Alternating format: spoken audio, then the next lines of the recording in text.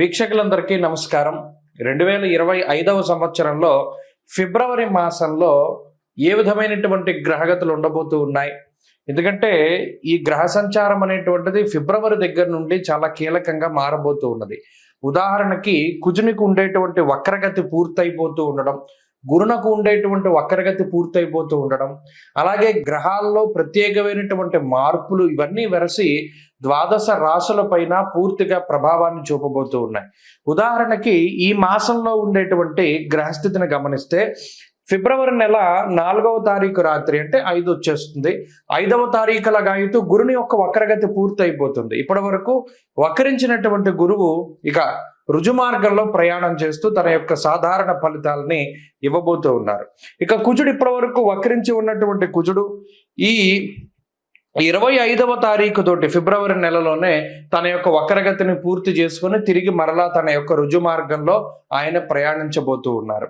అలాగే రవి మకర రాశిలో సంచారం చేస్తారు 13వ తారీఖు వరకును. ఆ తదుపరి 13వ తారీఖు లగాయితూ కుంభరాశిలో రవి శని గ్రహాల యొక్క యుతి. ఇది కూడా చాలా ఇంపార్టెంట్. అంటే జ్యోతిష పరిభాషలో గురుశనుల యొక్క యుతి, శనికుజుల యొక్క సమసప్తక స్థితి, రవిశనుల సమసప్తక స్థితి, రవిశనుల యొక్క యుతి. ఎందుకంటే ఆ గ్రహం అస్తంగత్వం అయ్యేటువంటి విధానం ఇవంతా కూడా ఈ కొంత ప్రభావాన్ని చూపెడుతూ ఉంటుంది. ఇప్పటి వరకు రవిశనులు కలిసిందిలా సంవత్సర కాలం తర్వాత మరలా ఇప్పుడే రవిశనులు కలిసి ప్రయాణం చేయబోతూ ఉన్నారు. కాబట్టి శుక్రుడు రాహువు కలిసి మీనరాశి యందు ఉండబోతూ ఉన్నారు. ఇలా ఉన్నప్పుడు ఈ ఫిబ్రవరి మాసంలో ద్వాదశ రాశులకు ఏ విధమైన ఫలితాలు కలగబోతాయో మనం తెలుసుకుందాం. ముఖ్యంగా ఈ మాసం అంతా కూడా దేని మీద ఆధారపడింది అంటే గురుడిచ్చేటువంటి ఫలితాల మీదే ఆధారపడి ఉంటుంది. తప్పితే రవిశనుల యొక్క యుతి జరిగినప్పుడు అనగా 13వ తారీఖు దాటిన తర్వాత కూడా ఎక్కువ విషయాలు ప్రభావితం అవుతూ ఉంటాయి. కాబట్టి ఈ విషయాలను నిశ్చితంగా పరిశీలన చేద్దాం. అందులో భాగంగా ద్వాదశ రాశుల యొక్క ఫలితాలని మనం చూద్దాం. తులారాశి వారికి 2025 ఫిబ్రవరి మాసంలో ఏ గ్రహాలు అనుకూలంగా ఉన్నాయి చూసుకుంటే, ప్రత్యేకించి ఈ గురు కుజుల యొక్క స్థితి అంటే గురువు వక్రగతి వదిలిపెట్టడం, కుజుడు వక్రగతి వదిలిపెట్టడం లేదా కుజుని యొక్క స్థితి వల్ల కలిగే ప్రయోజనం ఏమీ లేదు. ఇంకా రవి యొక్క మార్పు ద్వారా అలాగే శనేశ్వరుని యొక్క స్థితి ద్వారా కూడా అంత కలిసి వచ్చే విషయాలు ఏమీ లేవు. ఇంకా అర్ధాష్టమ రవి యొక్క దోషం పోయి పంచమ రవి యొక్క స్థితి అదేమంత అనుకూలమైనది కాదు.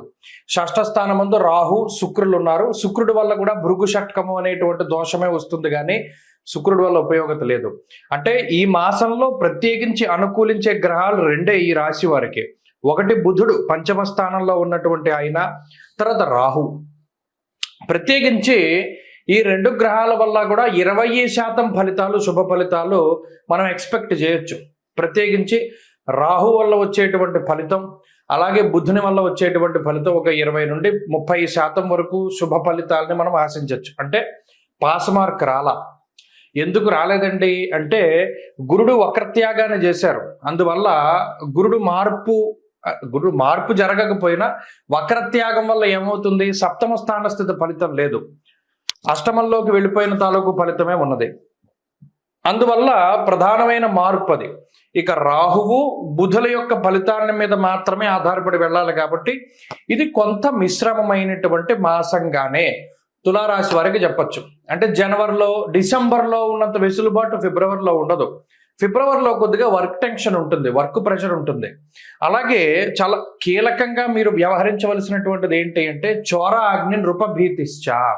ఫిబ్రవరి నెలలో దొంగల భయం ఎక్కువగా ఉంటుంది. తులారాశి వారు యజమానులుగా ఉన్నటువంటి ప్రతి గృహాన్ని లేదా ప్రతి సంస్థని దొంగల బారి నుండి చాలా జాగ్రత్తగా కాపాడుకోవాలి. ఇది చాలా కీలకమైనటువంటి విషయం. గతంలో కూడా చెప్పారు. నిన్న నన్ను విజయవాడలో కలిసిన ఆయన అదే అన్నారు. ఏమంటే మీరు ఎలా దొంగల వల్ల భయం అన్నారు, మా ఇంట్లో అంతా దొంగలు దోచుకుపోయారండి. అయితే ఇది మనం సూచన చేయగలుగుతాం. పలానా గ్రహస్థితి వల్ల ఏమవుతుందంటే చోరుల వల్ల భయం వస్తుంది అని. కాబట్టి దానివల్ల వచ్చేటువంటి ప్రమాదాలను నివారించుకోవడానికి మీరే ఏదో ఒక ఆలోచన చేసుకోవాలి. ఇక రెండవది ఏంటి అంటే ముఖ్యమైనటువంటి డాక్యుమెంట్లు కానీ ముఖ్యమైనటువంటి సమాచారం కానీ అది మన యొక్క శత్రువులకి తెలుస్తూ ఉంటుంది. అది ఒకటి తెలియకుండా జాగ్రత్తగా మీరు ఎప్పటికప్పుడు అంటే మిమ్మల్ని మీరు నమ్మడం తప్పితే ఇంకొకరిని ఎవరిని కూడా నమ్మకూడదు. అలాగే కోపం పెరుగుతూ ఉంటుంది, ఫ్రస్ట్రేషన్ వస్తూ ఉంటుంది. ప్రతి ఒక్కళ్ళు మిమ్మల్ని బ్లాక్మెయిల్ చేస్తూ ఉంటారు. అది ఆ స్థితి చాలా ఇబ్బందికరంగా ఉంటుంది. మనం ఎవరికి చెప్పుకోలేము, అలాని మనం ఈ బ్లాక్మెయిల్స్ నుండి బయటపడలేము అనేటువంటి విధానంలో ఉంటుంది ఈ గ్రహస్థితి. ఇవన్నీ కూడా ఏంటి అంటే పైకి కనిపించేటువంటి వాతావరణం వేరు. తులారాశి వారికి అందరూ చూస్తారు, అబ్బా వీళ్ళకేంట్లే అనుకుంటారు. లోపల వాళ్ళు ఇటువంటి సమస్యలను ఎదుర్కొంటూ ఉంటారు. ఇప్పటివరకు మనం కష్టపడి సంపాదించింది ఎలా దాచుకోవాలి, లేదా పలానా వాడు మనం బ్లాక్మెయిల్ చేస్తున్నాడు, మనం ఎలా బయటపడాలి, లేదా మనం ఒక స్త్రీ వల్ల ఒక సమస్య వచ్చింది, దాని నుండి ఎలా బయటపడాలి, తెలుసో తెలియకో గతంలో మనం ఈ పని చేసాం కదా, అది ఇప్పుడు మనకి చుట్టుకోబోతోంది, ఇది ఎలా బయటపడాలి, ఇలా అనేక రకాలైనటువంటి సందిగ్ధతలు ఉంటాయి. ఇవి జనవరి నుండి ఉంటాయి, ఫిబ్రవరిలో ఎక్కువగా కనబడతాయి. ఆ పరిస్థితులపై ఎక్కువగా ఫోకస్ పెట్టాలి తులారాశి వారు. అలాగే తులారాశి వారికి ఈ మాసంలో ఏమవుతుంది అంటే, ప్రత్యేకించి పంచమంలో రవి ఉన్నప్పుడు వచ్చే ఆలోచనలు కూడా రావు. రవిశనులు ఎప్పుడైతే కలిసి ఉంటారో మీకు వచ్చే ప్రతి ఆలోచన 1-2 సార్లు ఫిల్టర్ చేసుకోవాలి. ఎందుకంటే మనం పాడైపోయే ఆలోచనలే ప్రధానంగా వస్తాయి.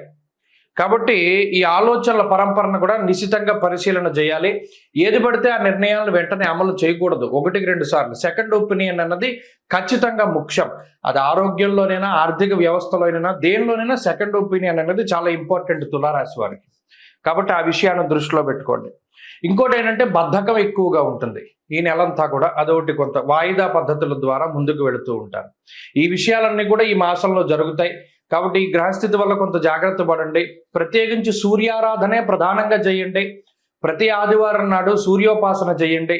ప్రతినిత్యము ఆదిత్య హృదయ పారాయణ చేయండి. క్రమం తప్పకుండా దక్షిణామూర్తి స్తోత్రాన్ని పారాయణ చేయడం ద్వారా కూడా తులారాశి వారికి ఈ పరిస్థితి నుండి బయటపడడానికి అవకాశం ఉంది. కుంభమేళ 2025వ సంవత్సరంలో మొదటి నెలలో వస్తూ ఉన్నటువంటి అతి పెద్ద హిందూ పండగగా మనం దీన్ని చెప్పుకోవచ్చును.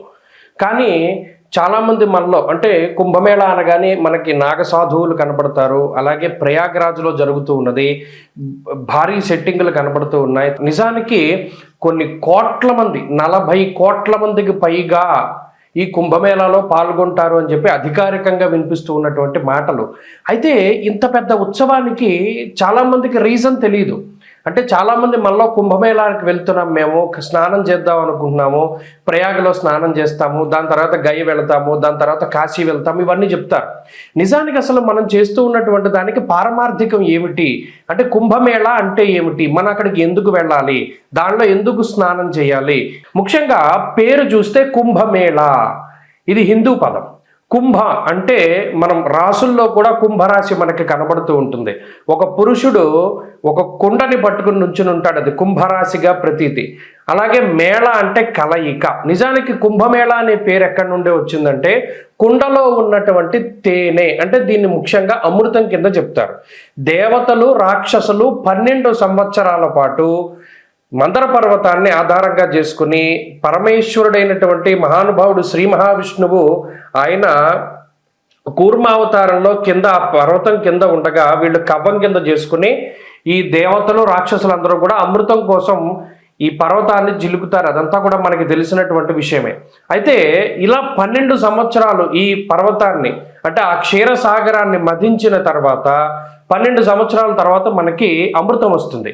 ఈ వచ్చినటువంటి అమృతాన్ని ఎవరు తీసుకోవాలి అనేటువంటి ఈ తోపులాట్లో ఆ కుండలో ఉన్నటువంటి ఆ అమృతము 4 చినుకులు, అంటే చిన్న చిన్నవి 4 ప్రాంతాల్లో పడతాయి భారతదేశంలో. ఆ 4 ప్రాంతాలే ప్రయాగ్రాజ్, ఉజ్జయిని, అలాగే నాసిక్లో ఉన్నటువంటి త్రయంబకేశ్వర్, ఇక 4వది హరిద్వార్. మీరు ఎప్పుడైనా చూడండి కుంభమేళాలు జరిగినప్పుడు ఈ 4 ప్రాంతాల్లోనే జరుగుతాయి. దానికి కారణం ఇది. ఆ అమృతం, ఆ కుండ ఏదైతే మహానుభావుడైనటువంటి శ్రీ మహావిష్ణు స్వరూపంలో ఆయన ధన్వంతరి తీసుకొచ్చినటువంటి అమృత కలశం ఉన్నదో దానిలో నుంచి 4 బిందువులు పడ్డాయి భారతదేశంలో ఈ 4 ప్రాంతాల్లో. అందుకనే ఈ 4 ప్రాంతాల్లోనూ కుంభమేళ అనేటువంటిది నిర్వహిస్తారు.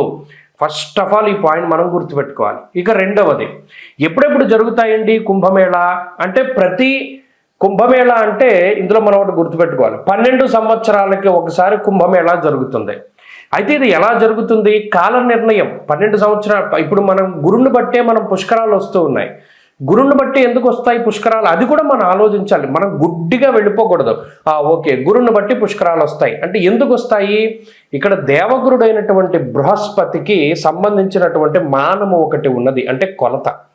బారుహస్పత్యమానము అన్నాం. ఇప్పుడు మనమున్నాము చాంద్రమానాన్ని అనుసరిస్తాం.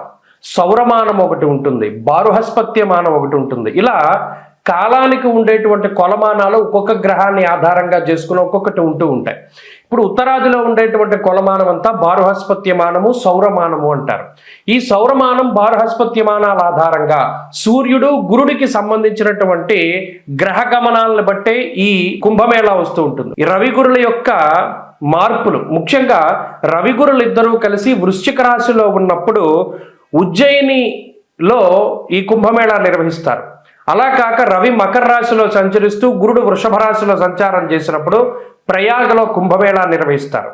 అలాగే రవి మేషరాశి యందు, గురుడు కుంభరాశిలో ఉండగా హరిద్వార్లో కుంభమేళా నిర్వహిస్తారు. అలాగే రవి గురులు ఇద్దరూ కూడా సింహరాశిలో సంచారం చేస్తూ ఉన్నప్పుడు ఆ సమయంలో నాసిక్లో ఉన్నటువంటి త్రయంబకేశ్వర్లో మనకి కుంభమేళా నిర్వహిస్తారు. కాబట్టి ఎప్పుడు పడితే అప్పుడు రావు. ఇందులో 12 సంవత్సరాలకి ఒకసారి కుంభమేళా వస్తుంది. 12 కుంభమేళాలు పూర్తయితే దాన్ని ఒక మహాకుంభమేళా అన్నారు. అంటే ఈ లెక్కన మహాకుంభమేళా ఎప్పుడు వస్తుంది? 12లో 144 సంవత్సరాలకి ఒక్కసారి మాత్రమే మహాకుంభమేళా వస్తుంది. ఈ కుంభమేళా వచ్చింది అంటే ఈ 45 రోజుల పాటు సిద్ధులు, యోగులు, మునులు, ఋషులు, కంటికి కనబడనటువంటి శరీరాలతో తిరుగుతూ ఉండేటువంటి వారు, తేజస్వరూపులు, దేవతలు, యక్షులు, కిన్నెరలు, కింపురుషులు, గంధర్వులు ఎవరైతే ఉన్నారో వారందరూ కూడా ఈ కుంభమేళాలో స్నానం ఆచరిస్తారు. అందుకనే దానికి అంతటి ప్రాధాన్యత. మరి ఇంతమంది మహానుభావులు స్నానం చేస్తూ ఉంటే అందులో కూడా మనం ఆ సమయంలో స్నానం చేయడం ద్వారా ఈ శరీరాన్ని అంటిపెట్టుకున్నటువంటి పాపరాశి అంతా దగ్ధమైపోతుంది అన్నాడు. ఇంకా అంతకు మించి మానవ జన్మకి కావాల్సింది ఏముంది? ఆ స్నానం ద్వారా కుంభమేళాలో ఈ శరీరాన్ని భగవంతుడిచ్చినందుకు, ఈ శరీరంతోనే కాకుండా గత జన్మల్లో చేసినటువంటి సంచిత ఆగామి ప్రారబ్ధ కర్మలన్నింటినీ కూడా పోగొట్టుకోవడానికి ఇదొక అద్భుతమైనటువంటి అవకాశం. స్వస్తి.